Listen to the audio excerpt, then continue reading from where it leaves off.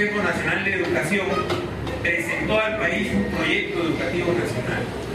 O sea, presentó al país un diagnóstico que resumía docenas de diagnósticos y una salida integral al problema educativo. Una salida que no solo planteaba políticas generales, sino también las cronogramaba, establecía un calendario hacia el año 2021 y un presupuesto, o sea, la cantidad de plata que se necesitaba para llevar ese proyecto educativo nacional del año 2005 al 2021. Entonces, si frente a esta situación, que constituye una emergencia nacional, tenemos diagnóstico, tenemos propuestas, sabemos qué pasa, sabemos qué cosas hay que hacer, sabemos más o menos cómo hacer, sabemos cuánto cuesta, por qué razón no se realiza. Fíjense ustedes, el año 2002,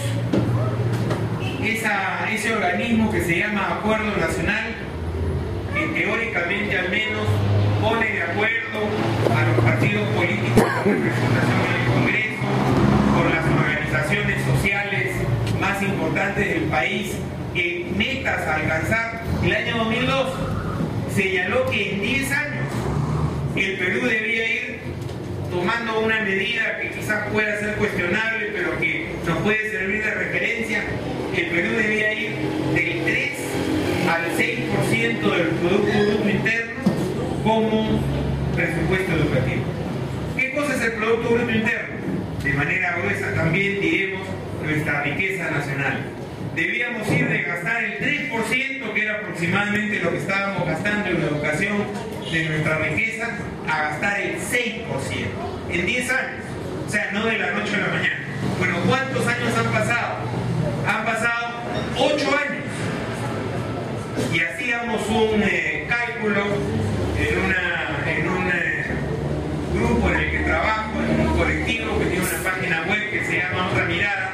Hacíamos un cálculo la semana pasada sobre la base de un trabajo del profesor Cifredo Chiroque, del Instituto de Pedagogía Popular, que seguramente algunos de ustedes conocen, ¿no? Con la ayuda del profesor Chiroque y de algunos otros amigos, veíamos que estábamos en el 2.8 del Producto Bruto Interno, de acuerdo al gasto que se había hecho hasta el 29 de noviembre del año 2010.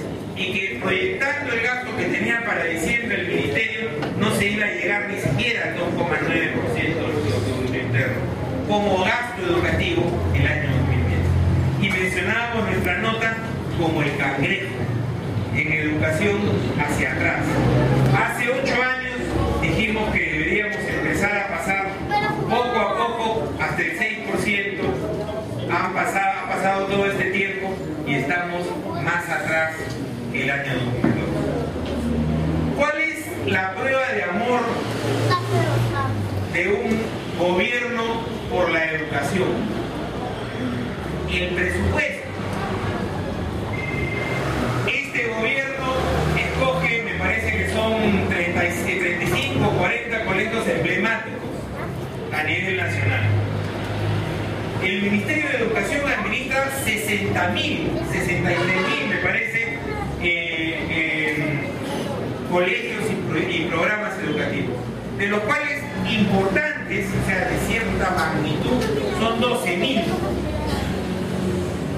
que en un 60% tienen problemas de agua, desagüe y luz, si es que no tienen los 3 problemas, y el gobierno escoge 35 y lo repara. Veamos qué tipo de política farsante se está desarrollando. Y al mismo tiempo el presupuesto global en relación a la riqueza del país disminuye. O sea, nos están engañando. Literalmente nos están engañando. No quiero decir que esté mal que se escojan colegios emblemáticos, se puede discutir, hacer prioridades, repararlos, en fin. Pero lo que la educación necesita es un programa integral. Por la gravedad de la situación. O sea, no nos encontramos con un sistema educativo que esté funcionando y que tenga problemas de funcionamiento. Nos encontramos con un sistema educativo que está quebrado y hay que sacarlo de esa situación de quiebra. O sea, es otro el problema frente al cual nos estamos enfrentando. Ahora bien,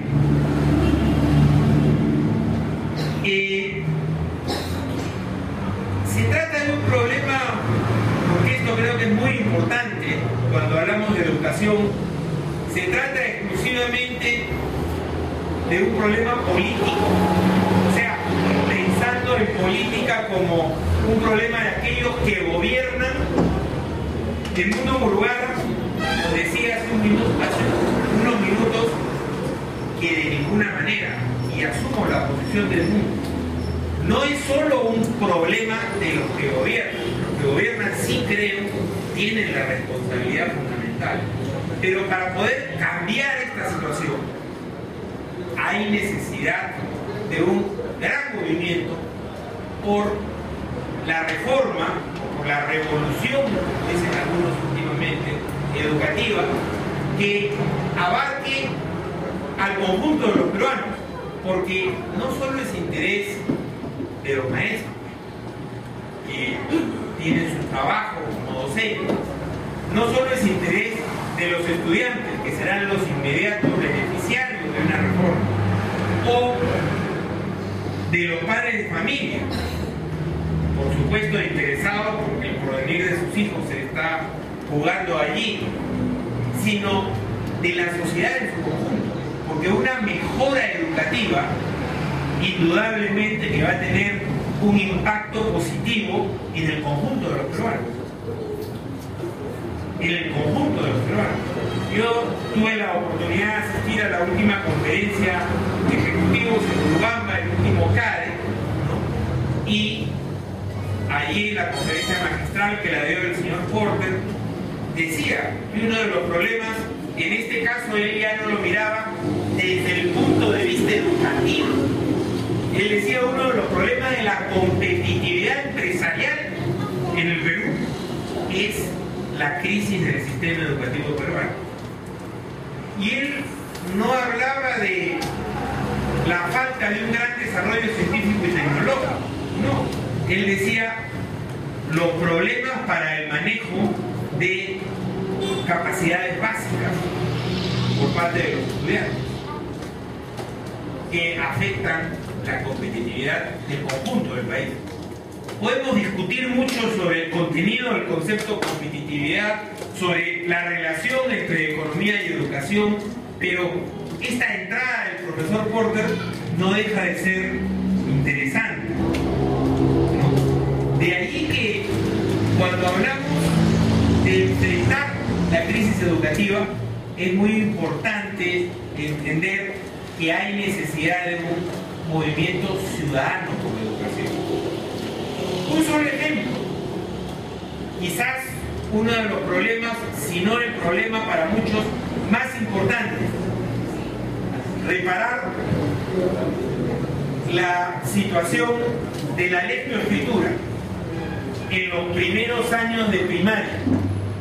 A mí me decía un experto peruano, el hecho de que, bueno, los apristas dicen que han multiplicado por 3 el rendimiento.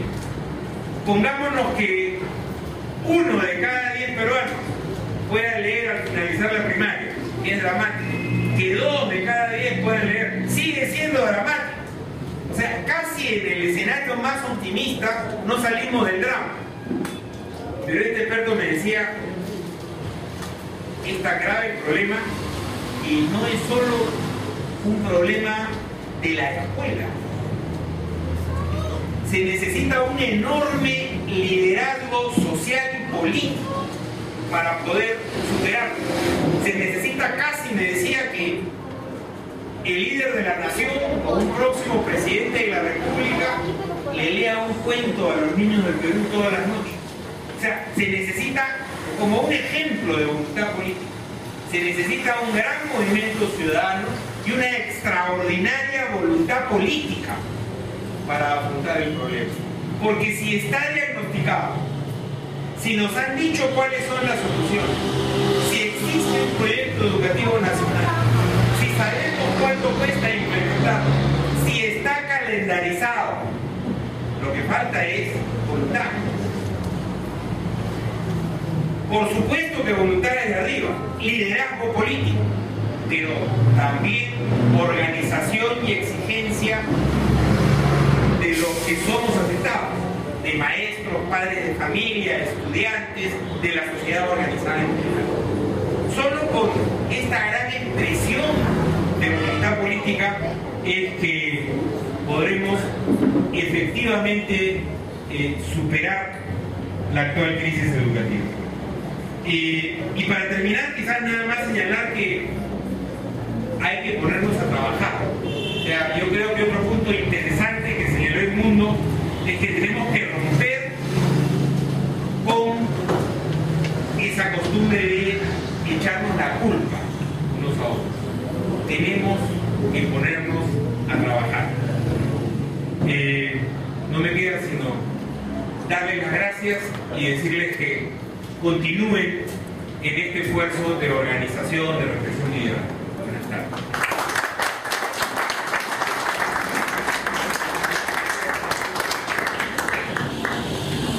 Colegas,